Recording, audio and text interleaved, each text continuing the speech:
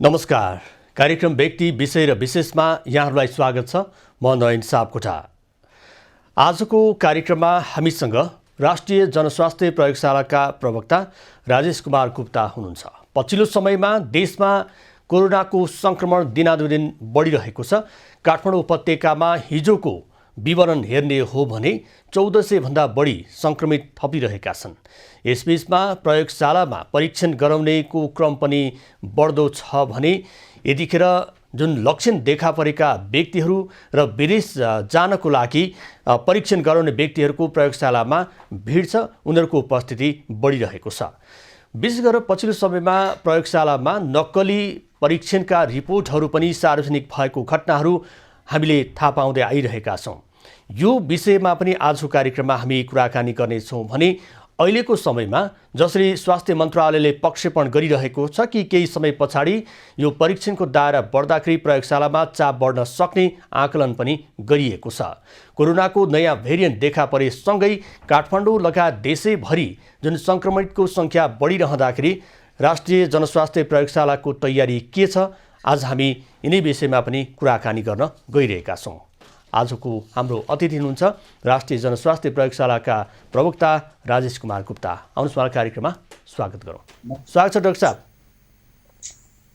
धन्यवाद, नमस्कार।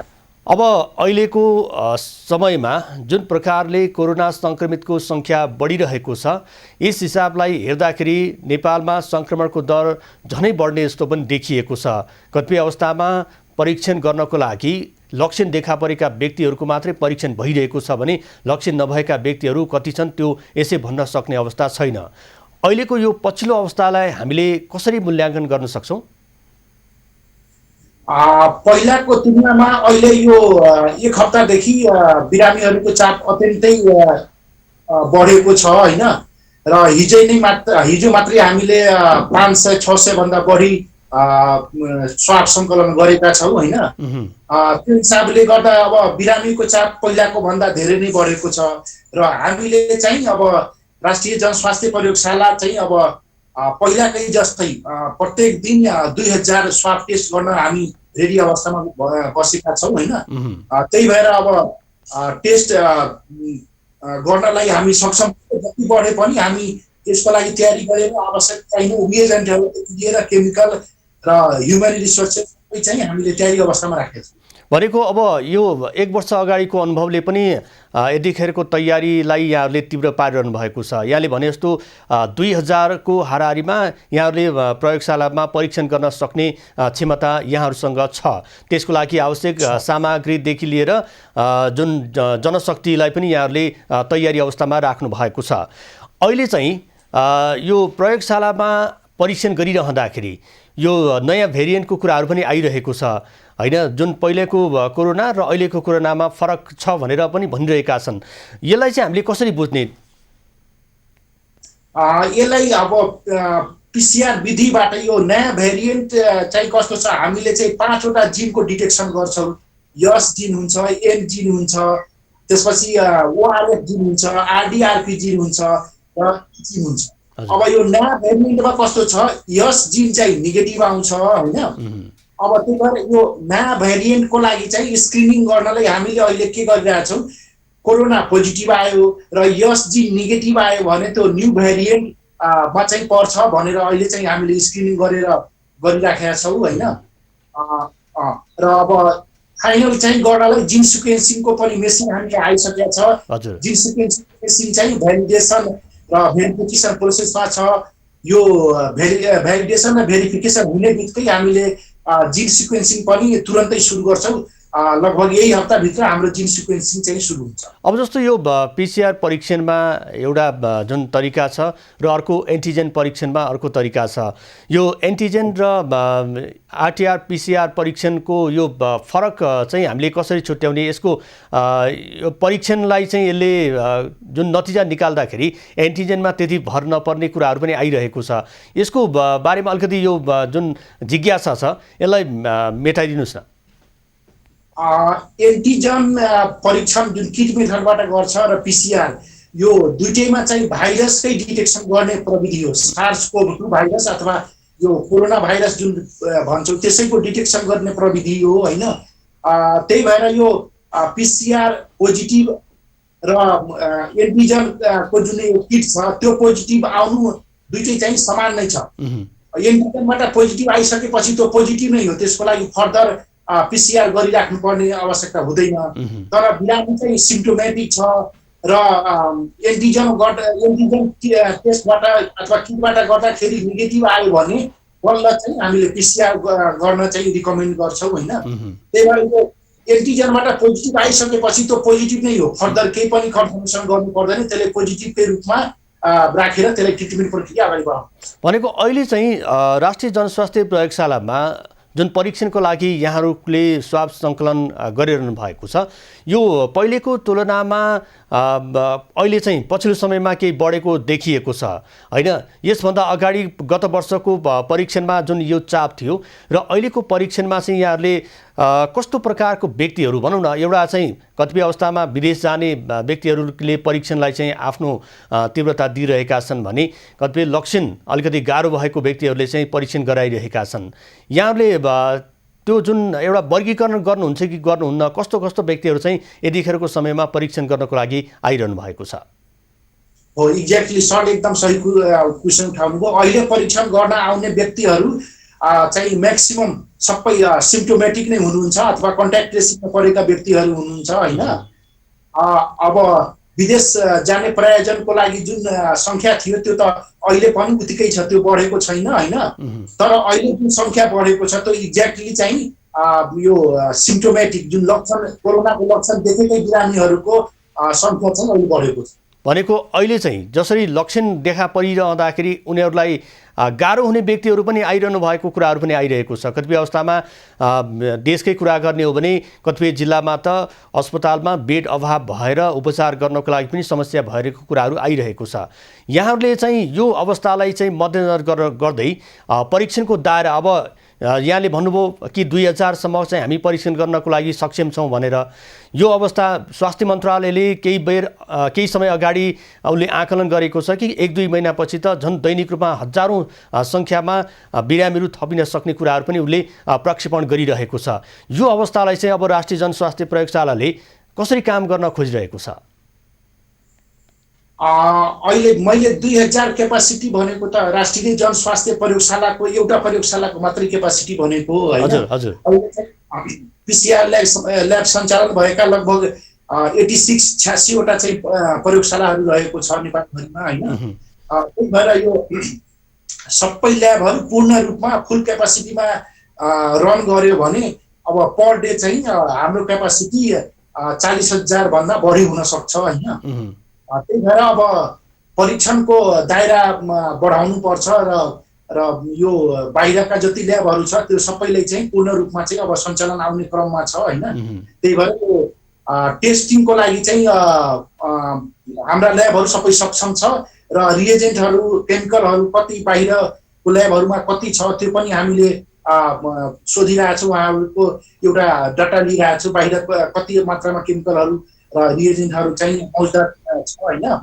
त्यो हिसाबले हामी आफ्नो तयारी जुन छ त्यो अगाडि बढाएका छौँ र हामी यो गर्न सक्छौँ, हामी सक्षम छौँ, जति टेस्ट गर्न परे पनि हामी सक्षम छौँ। भनेको अहिलेको समयमा जसरी छिमेकी देश भारतमा जुन प्रकारको सङ्क्रमण अहिले देखा परेर भयावह अवस्था सिर्जना भइरहेको छ र त्यसको लागि राष्ट्रिय जनस्वास्थ्य प्रयोगशालाले परीक्षणलाई तीव्रता दिनको लागि जुन 40,000 दैनिक रूपमा 40,000 जुन नेपालभरका 86 वटा परीक्षण केन्द्रबाट उसले आफ्नो क्षमता प्रस्तुत गर्न सक्ने कुराहरू यहाँले बताइरहनु भएको छ। अब कतिपय अवस्थामा सामग्री अभावको कारणले यस अगाडि पनि धेरै समस्याहरू हामीले भोगेको र सुनेको कुराहरू पनि हामीले थाहा पाइसकेका छौँ। यो अवस्थामा अब प्रयोगशालाले यी कुराहरूलाई चाहिँ मध्यनजर गरेर कस्तो रूपमा चाहिँ उसले अगाडि आफ्नो योजनाहरू बनाइरहेको छ? यसमा पहिलो चाहिँ फर्स्ट योजना भनेको त अब सबै यो 85-86 वटा जुन प्रयोगशालाहरू छ उहाँहरूसँग मौजदात सङ्ख्यामा रिएजेन्ट केमिकलहरू कति छ, त्यसपछि अटोमेटिक एक्सट्र्याक्सन मेसिनहरू छ, त्यो अटोमेटिक एक्सट्र्याक्सन मेसिनहरू कतिको उसमा फङ्सनिङ छ, एक्सट्र्याक्सन अटोमेटिक एक्सट्र्याक्सनको लागि चाहिने केमिकलहरू उहाँहरूसँग कति मौजदात छ होइन। यो सबै चाहिँ बुझिराखेका छौँ र यसलाई चाहिँ अब व्यवस्थापन गर्नलाई अब राष्ट्रिय जनस्वास्थ्य प्रयोगशाला सबै प्रयोगशालाहरूसँग चाहिँ दैनिक रूपमा चाहिँ भिडियो कन्फरेन्सिङको माध्यमबाट अथवा फोनको माध्यमबाट चाहिँ हामी दैनिक सम्पर्कमा छौँ र यसलाई चाहिँ अगाडि कसरी बढाउन सक्छौँ त्यसैमा चाहिँ हाम्रो ध्यान चाहिँ केन्द्रित रहेको छ। अब यो पहिलेदेखिको जुन राष्ट्रिय जनस्वास्थ्य प्रयोगशालाले नेपालमा जुन परीक्षणको क्रमलाई उसले तीव्रता दिइरहेको छ र यसमा ऊ अन्तर्राष्ट्रिय स्तरमा पनि सफल भएको छ र अन्तर्राष्ट्रिय स्तरको मान्यता पनि उसले प्राप्त गरिसकेको छ। यसको लागि प्रत्येक वर्ष उसले यसलाई फेरि यो नवीकरण गर्ने कुराहरू पनि हामीले सुन्दै आइरहेका छौँ। अहिलेको समयमा यो जुन मान्यता यहाँहरूले प्राप्त गर्न सफल हुनुभयो, यो मान्यतालाई कायम राख्नको लागि यहाँहरूले कस्तो कस्तो प्रक्रियाहरूलाई अगाडि अँगाल्दै हुनुहुन्छ, यसबारेमा जानकारी गराउनुहोस् न। राष्ट्रिय जनस्वास्थ्य प्रयोगशाला सरकारी स्तरमा चाहिँ ISO 15189 एक्रिडिटेसन प्राप्त भएको पहिलो प्रयोगशाला हो र हामी कहाँ भएका जुन BSL 3 BSL 2 ल्याबहरू छ त्यो WHO ले समेत त्यसलाई मान्यता प्रदान गरेको छ हैन। र यो ISO 15189 को जुन उ थियो यो वर्षको लागि पनि रिन्यू भइसकेको छ र यसलाई चाहिँ जुन चाहिने मापदण्डहरू हुन्छ त्यो सबै हामीले पालना गरेरै रिन्यू भएको छ र त्यही भएर यो ISO 15189 फेरि चाहिँ रिन्यू भएको छ र हामीले यो मान्यतालाई चाहिँ हामीले यसलाई कन्टिन्यू नै गरेका छौँ। अब जस्तो अहिले चाहिँ निजी क्षेत्रले पनि परीक्षणको जुन उपकरणहरू भित्राएका छन्, उनीहरूले पनि आफ्नो कामलाई चाहिँ तीव्रता दिइरहेका छन्। कतिपय अवस्थामा सरकारी जुन मान्यता एउटा ठाउँमा होला र निजीको मान्यता अर्को ठाउँमा होला र पनि कतिपय अवस्थामा मानिसहरूलाई भ्रम छ यो निजीमा गर्दाखेरि यसले चाहिँ पछि समस्या आउन सक्छ कि भन्ने कुराहरू पनि सुनिएको छ। यो उपकरणको विषयमा चाहिँ हामीले यसलाई कसरी लिन सक्छौँ? जुन एउटा सरकारी मान्यता प्राप्त प्रयोगशाला र निजीबाट सञ्चालित भइरहेका प्रयोगशालाहरूको अन्तर चाहिँ के हुन सक्छ?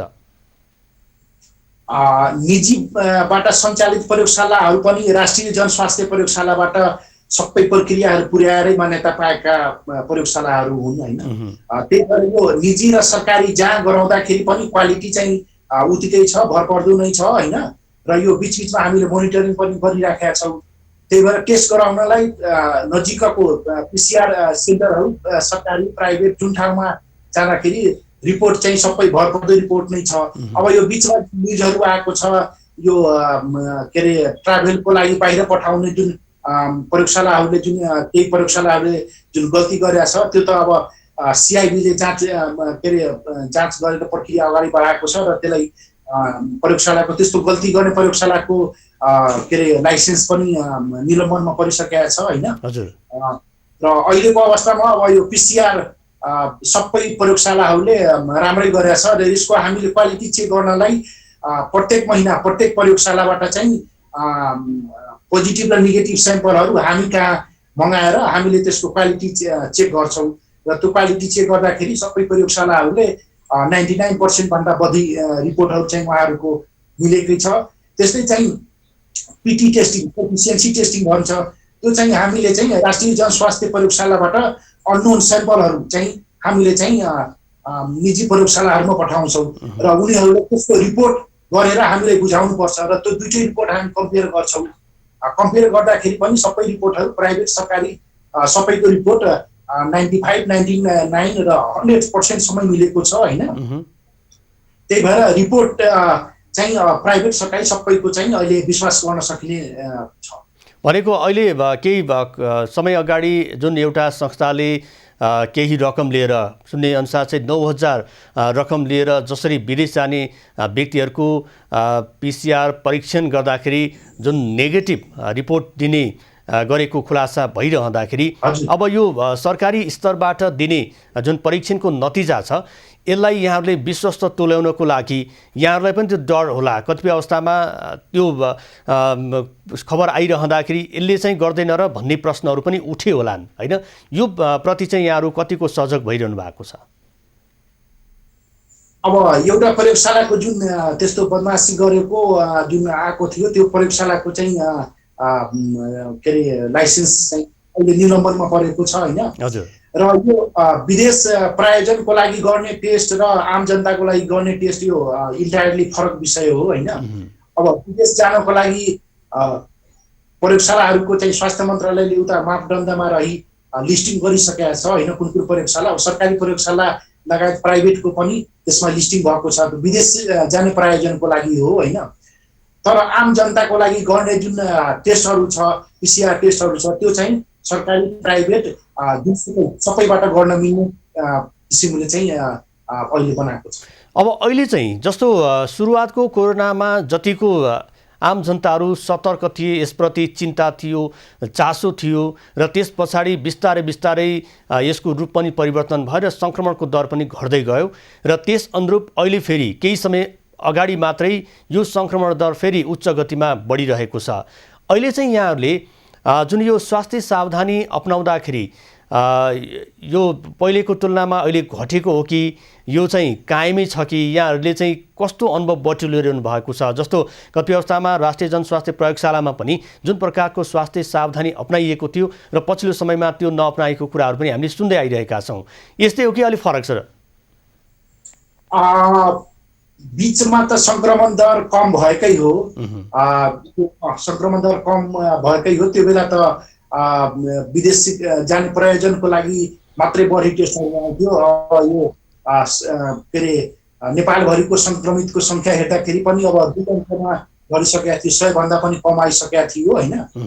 त्यो बेला त अब सङ्क्रमण दर घटेकै थियो। तर अहिले आएर यो 1 हप्ता 10 दिनदेखि चाहिँ सङ्क्रमणको दर चाहिँ अकस्मात धेरै नै बढेको छ र यो सिम्प्टोमेटिक बिरामीहरू चाहिँ सङ्ख्या पहिलाभन्दा धेरै नै बढेको छ। त्यही भएर यसलाई चाहिँ अब अहिले चाहिँ हामीले यो सेकेन्ड वेभकै रूपमा चाहिँ हामीले लिएको छौँ। भने अहिले चाहिँ अहिलेको अवस्थामा यहाँहरूले जुन पहिलेको एउटा परीक्षणको क्रममा कामको क्रममा पनि यहाँहरूले अनुभव बटुलिसक्नु भएको छ, त्यस बेलामा पनि यहाँहरूले जुन एउटा के गर्ने कसो गर्ने भन्ने अवस्थामा पनि राष्ट्रिय जनस्वास्थ्य प्रयोगशालाले आफ्नो कामलाई निरन्तरता दिँदै अहिलेको अवस्थामा उसले यो विषयलाई सामना गरिरहेको छ। अहिले चाहिँ हतोत्साही हुने अवस्था छ कि होइन, हामी काम गर्न सक्छौँ, हामीसँग जुन एउटा चाहिँ सामग्री छ, जनशक्ति छ, यहाँहरूलाई के लागिरहेको छ? यहाँहरूको मनोबल चाहिँ बढिरहेको छ कि घट्दो क्रममा छ? अहिले त यो सङ्क्रमितको सङ्ख्या त बढेकै छ होइन। र अहिले अब हिजै चाहिँ 600-700 स्याम्पल स्वाब स्याम्पल के अरे यो डाइरेक्ट हामीले नै कलेक्सन गरेका छौँ र यो सङ्ख्या अब वर्ष भनेर त्यही किसिमले हामीले तयारी गरेका छौँ र हामी सक्षम छौँ। यो अब जति टेस्ट आए पनि हामी चाहिँ गर्न सक्छौँ। हाम्रो आफ्नै 200 के अरे पर डे 2000 क्यापासिटी छ। त्यसपछि प्रत्येक 7वटै प्रदेशमा चाहिँ प्रादेशिक जनस्वास्थ्य प्रयोगशालाहरू रहेको छ। त्यसबाहेक सरकारी प्रयोगशालाहरू पनि सबै तयारी अवस्थामा छ। त्यही भएर यो टेस्ट चाहिँ हामी गर्न सक्छौँ र सक्षम छौँ। भनेको अहिलेको अवस्थामा जसरी यो पहिले चाहिँ कन्ट्र्याक्ट ट्रेसिङको कुराहरू धेरै उठ्ने गर्दथ्यो, तर अहिले चाहिँ त्यो कन्ट्र्याक्ट ट्रेसिङ चाहिँ यो शब्दै चाहिँ गायब भएको हो कि अथवा हराएको हो कि जस्तो पनि देखिएको छ। हुन त अब यो वडा तहबाट अथवा प्रशासनबाट यो कार्य हुनुपर्ने हो, त्यस्तो नभएको जस्तो पनि देखिएको छ। यहाँहरूले चाहिँ यो कन्ट्र्याक्ट ट्रेसिङको विषयलाई चाहिँ कसरी लिइरहनु भएको छ? अहिले नदेखिएको हो कि भइरहेको छ? कन्ट्याक्ट ट्रेसिङको जिम्मा पूर्ण रूपमा चाहिँ स्थानीय तहलाई चाहिँ दिएको छ होइन। स्थानीय तहले चाहिँ इडिसिडीसँग समन्वय गरेर कन्ट्याक्ट ट्रेसिङमा आएको स्याम्पलहरू चाहिँ उहाँहरूले राष्ट्रिय जनस्वास्थ्य प्रयोगशाला लगायत अरू प्रदेशमा भएको प्रयोगशालाहरूमा पनि पठाउन मिल्छ। र त्यस्तो कन्ट्याक्ट ट्रेसिङको स्याम्पलहरू अब आउने क्रममा छ र यसलाई चाहिँ अब एक्टिभ गर्नुपर्छ, पहिलाको भन्दा अब एक्टिभ नै हुनुपर्छ र कन्ट्याक्ट ट्रेसिङबाट आएका स्याम्पलहरू पनि हामी गर्छौँ। भनेको अहिले चाहिँ सबैभन्दा बढी चाहिँ यहाँहरूका जुन प्रयोगशालामा कुन स्थानको चाहिँ बढी मात्रामा चाहिँ कन्ट्र्याक्ट ट्रेसिङ भइरहेको यहाँले पाउनु भएको छ? अहिले त बिरामीहरू आफै आएर स्याम्पल दिनुभएको छ राष्ट्रिय जनस्वास्थ्य प्रयोगशालामा। कन्ट्याक्ट ट्रेसिङका स्याम्पलहरू चाहिँ अहिले धेरै मात्रामा चाहिँ आएको छैन, अलिअलि चाहिँ आइरहेको छ। भनेको अब काठमाडौँ, ललितपुर र भक्तपुरकै छ, बाहिरको त आएको छैन, उपत्यका बाहिरको आएको छ। काठमाडौँ उपत्यकाबाटै मात्रै अहिले चाहिँ यहाँहरूको सङ्कलनमा चाहिँ यहाँहरूले परीक्षण गरिरहनु भएको छ? हजुर हो। अब यो माघ 14 गतेबाट हामीले खोप अभियानमा पनि सहभागी हुने अवसर पाइरहेका छौँ होइन। एउटा चाहिँ खोप बनेको केही समयभित्र नेपालले पनि प्रयोग गर्न पाउनु यो सुखद क्षण हो र अहिलेको चरणमा कतिपय अवस्थामा पहिलो चरणको खोप लगाइसकेकाहरूले दोस्रो चरणको खोप पनि लगाइसकेका छन् र समग्रमा सबैको सहभागिता अझै पनि हुन सकिरहेको छैन। यो कतिपयले के बुझिरहेका छन् भने यो खोप लगाउनेहरूलाई कोरोना लाग्दैन भन्ने कुराहरू पनि त्यसरी बुझिन्छ र कतिपय अवस्थामा खोप लगाइसकेका व्यक्तिहरूलाई कोरोना लागेको कुराहरू पनि हामीले थाहा पाइरहेका छौँ। यसको बारेमा यो खास प्राविधिक विषय चाहिँ के हो? यो कोरोना खोप जुन पहिलो मात्रा लगाइसके पछाडि उठढुक्का भएर बस्ने हो अथवा के हो? कोरोना खोप लगाइसकेको बिरामीहरूको हामीले चाहिँ एन्टिबडी पनि टेस्ट गरेका थियौँ होइन। यो 2 महिनापछि कोरोना खोप लगाएको 2 महिनापछि बडीले चाहिँ प्रतिक्रिया देखायो कि देखाएन, एन्टिबडी बनायो कि बनाएन, त्यो टेस्ट गर्दाखेरि हामीले चाहिँ सबैमा चाहिँ एन्टिबडी फर्मेसन भएको छ होइन। र अब त्यही भएर खोप चाहिँ काम गरेको छ, यसले चाहिँ अब एन्टिबडी फर्मेसन भएको हुनाले त्यो प्रुफ गरिसकेको छ। अब यो खोप लगाइसकेपछि पनि जुन पोजिटिभ आएको कुरोहरू छ यो चाहिँ अब रिसर्चको विषय हो होइन। र यो चाहिँ बनाउने कम्पनीहरूले पनि भनेको छ कोरोना खोप लगाएपछि पनि कोरोना पोजिटिभ हुन सक्छ भनेर कम्पनीहरूले पनि भनेको छ होइन। जुन यो भ्याक्सिन निर्माता कम्पनीहरूले पनि भनेको छ। त्यही भएर यो अब पोजिटिभ आए तापनि अब खोप लगाएको व्यक्तिमा चाहिँ जुन पहिलाको जस्तो जुन सिभियरिटी छ त्यस्तो चाहिँ नहोला, एकदम सिभियर कन्डिसनै चाहिँ हुनबाट चाहिँ जोगाउँछ। त्यही भएर खोपले त प्रत्येक लगाइसकेपछि प्रोटेक्सन त पहिलाभन्दा गर्छ नै। जस्तो एउटा व्यक्तिको एन्टिबडी अर्को व्यक्तिमा जुन यो परीक्षण गर्ने कुराहरू पनि आइरहेको छ, यो अलिकति प्राविधिक विषय पनि होला। खासमा एउटा व्यक्तिले एन्टिबडी चाहिँ कसरी उत्पादन गर्न सक्षम हुन्छ?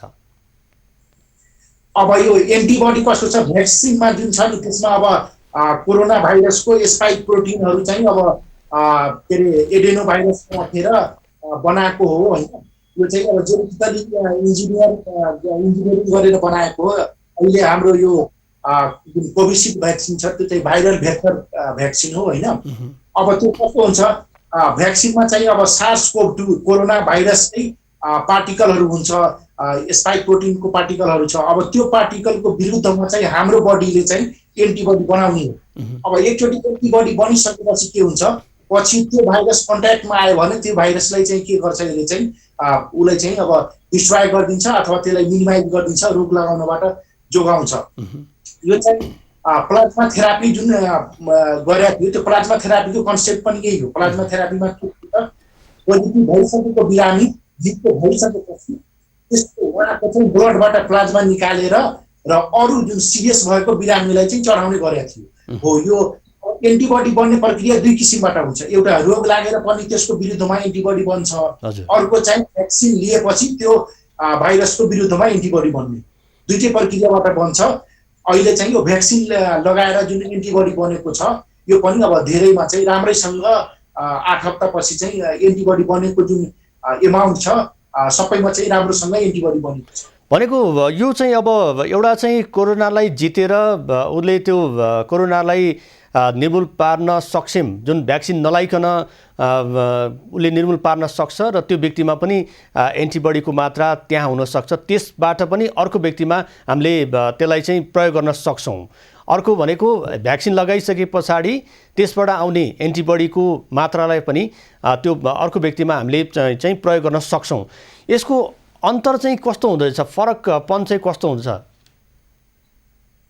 फरक त हुन्छ। अब भाइरस रोग लागेर एन्टिबडी बन्यो भने त्यसमा कस्तो हुन्छ, अब भाइरसको 5 वटा जिनहरू छ। एन जिन छ, ई जिन छ, आरडीआरपी जिन छ, ओआरएफ जिन छ, यस जिन छ। अब रोग लागेर बन्यो भने त्यसमा अब यो 5 वटै जिनको एन्टिबडीहरू बन्छ। तर भ्याक्सिनमा कस्तो छ, यो एउटा मात्रै जिन, यस जिनको मात्रै भ्याक्सिन बनाएको छ होइन। त्यही भएर यो अब भ्याक्सिन बनाएको जुन एन्टिबडी छ त्यसमा चाहिँ यस जिनको विरुद्धमा बनेको मात्रै एन्टिबडीहरू छ। भनेको अहिलेको समयमा 2वटै यहाँहरूले चाहिँ प्रयोग गरिरहनु भएको छ। त्यही त अब हामीले गर्ने बेलामा सबै अहिले हामी कहाँ टेस्टहरू जुन भइराखेको छ हामी यस जिनको विरुद्धमा बनेको एन्टिबडी पनि टेस्ट गर्छौँ, यस जिनको विरुद्धमा पनि बनेको एन्टिबडी टेस्ट गर्छौँ। अब यस जिनको विरुद्धमा बनेको एन्टिबडी भनेको यो भ्याक्सिन लिइसकेपछि एन्टिबडी कतिको बनेको छ त्यसको टेस्ट। अब अहिले चाहिँ यो युके भेरिएन्ट भनेर नयाँ नामाकरण गरिएको छ र पहिलाको कोरोना र अहिलेको यो युके भेरिएन्ट भनिएको कोरोना लाई हामीले कसरी बुझ्ने र आम जनमानसमा यसले त पहिलाको भन्दा धेरै असर गर्छ, यसको त झन् धेरै गुणा चाहिँ बढी यसको सार्ने क्षमता रहेको कुरा र सर्ने प्रक्रिया पनि फरक फरक भनेर त्यसरी परिभाषित गर्न खोजिएको छ। एउटा सामान्य व्यक्तिले यो विषयलाई कसरी बुझ्न सकिन्छ? यसलाई चाहिँ सामान्य रूपमा बुझ्दाखेरि अहिलेको रिसर्चहरू र यो WHO लगायत सबै संस्थाहरूले चाहिँ उहाँहरूले जुन रिपोर्ट प्रकाशित गर्नुभएको छ त्यो अनुसार कस्तो छ, पहिलाको जुन कोरोना भाइरस भन्दा अहिलेको जुन यो युके भेरिएन्ट लगायत यो ब्राजिलको भेरिएन्ट अझै साउथ अफ्रिकन भेरिएन्ट पनि आइसकेको छ। यो भेरिएन्टको चाहिँ इन्फेक्टिभिटी हजुर पहिलाको भन्दा धेरै नै छ, त्यस्तै मोर्टालिटी पनि पहिलाको भन्दा धेरै देखाएको छ र सिभियरिटी लागिसकेपछि एकदम सिभियर हुने, एकदम मान्छे सिकिस्त हुने त्यो पनि पहिलाको भन्दा बढी देखाएको कुरोहरू छ। यसमा चाहिँ अब प्रश्न नै भइसकेको छ। अर्को यसलाई अब जेनेटिकली एनालाइसिस गर्दाखेरि कस्तो हुन्छ, यो भाइरसको जुन पुरानो सार्स-कोभ-2 भाइरस थियो त्यसको 5वटा जिनहरू हुन्थ्यो। 5वटा जिन मध्ये यस जिन जुन स्पाइक प्रोटिन छ बाहिरको सर्फेसको जुन जिन छ त्यसमा चाहिँ म्युटेसन आएको छ र त्यो म्युटेसन आइसकेको कारणले गर्दा यस जिनको जुन डिटेक्सन हामी गर्छौँ टेस्ट गर्छौँ त्यो चाहिँ नेगेटिभ आउँछ र त्यो चाहिँ त्यो बाहेक अरू जिनहरू चाहिँ पोजिटिभ आउँछ। भनेपछि सर्टकटमा चाहिँ स्क्रिनिङ गर्दाखेरि हामीले कस्तो बुझ्नुपर्छ, कोरोना पोजिटिभ आउनु पर्यो र त्यो सँगसँगै यस जिन नेगेटिभ पनि आउनु पर्यो, अनि बल्ल त्यो युके भेरिएन्ट हो भने हामीले चाहिँ त्यसलाई युके भेरिएन्टको लागि हामीले जिन सिक्वेन्सिङ गर्नु भनेको अहिलेको यो नयाँ भेरिएन्टले आम जनमानसमा जुन प्रकारको एउटा त्रास छ त्यो त्रास चाहिँ कायमै छ, त्यसको लागि सतर्क र स्वास्थ्य सावधानी भन्दा अरू उपाय त छैन नि? एक्ज्याक्टली स्वास्थ्यको जुन मापदण्डहरू छ त्यो अपनाउनु पर्छ, त्यसको त विकल्प छैन, स्वास्थ्यको मापदण्ड अपनाउनै पर्छ। भनेको अब राष्ट्रिय जनस्वास्थ्य प्रयोगशालामा एउटा बिरामीले अथवा परीक्षण गर्नको लागि उसले अहिलेको समयमा चाहिँ कुन कुन प्रक्रिया पुरा गर्नुपर्छ, कति रकम उसले खर्च गर्नुपर्छ? यो त स्वास्थ्य मन्त्रालयले जुन गाइडलाइन्स जारी गरिसकेका छ। अब सिम्पटम्स भएका बिरामीहरू, लक्षण भएका बिरामीहरूको टेस्टको पैसा लाग्दैन। लक्षण भएको बिरामीहरू, सिम्प्टोमेटिक बिरामीहरू उहाँहरूको फ्रीमै टेस्ट गरिन्छ, उहाँहरूले पैसा तिर्नु पर्दैन। र अब ट्राभल पर्पजको लागि बाहिर जानु पर्यो त्यसको लागि र कोही चाहिँ होइन म आफै गराउँछु, साइन सिम्पटम्स छैन तैपनि आफै गराउँछु भने उहाँहरूले चाहिँ 1000 चाहिँ तिर्नुपर्छ। भनेको एउटा चाहिँ व्यक्तिमा जुन लक्षण छ भने लक्षण देखिएको व्यक्तिले निःशुल्क रूपमा गर्न पाउने भयो र अर्को चाहिँ आफू खुसी चाहिँ एकचोटि गराउन भन्ने एउटा शङ्का लागेको व्यक्तिले चाहिँ परीक्षण गराउँछ भने 1000 रुपियाँ उसले तिर्नुपर्ने हुन्छ। हस्, यहाँलाई जुन यो महत्त्वपूर्ण समय र विचार यहाँले राखिदिनु भयो, समय दिनुभयो, यहाँलाई धेरै धेरै धन्यवाद। हस्, यहाँलाई पनि धेरै धेरै धन्यवाद। दर्शक उहाँ हुनुहुन्थ्यो राष्ट्रिय जनस्वास्थ्य प्रयोगशालाका सूचना अधिकारी प्रवक्ता राजेश कुमार गुप्ता। र अहिले राष्ट्रिय जनस्वास्थ्य प्रयोगशालामा जुन एउटा क्षमता छ त्यो क्षमतालाई बढाउनको लागि प्रयोगशाला दत्तचित्त भएर लागिरहेको छ। दैनिक रूपमा 40,000 सम्म परीक्षण गर्न सक्ने क्षमता रहेको कुरा उहाँले बताउनु भएको छ। र अहिले कोरोनाको सङ्क्रमण तीव्र भइरहँदाखेरि यसको असर अहिले गाउँ गाउँमा, ठाउँ ठाउँमा, सहर सहरमा देखा परिरहेको छ। यसको चुनौतीको लागि, जुन चुनौती चिर्नको लागि सबैले आफ्नो ठाउँबाट स्वास्थ्य सावधानी अपनाउनु भन्दा अर्को विकल्प नहुन सक्छ। आजको समय सकिएको छ। खबरभित्रको खबरको लागि हेर्दै रहनुहोला एबी न्युज खबर। नमस्कार।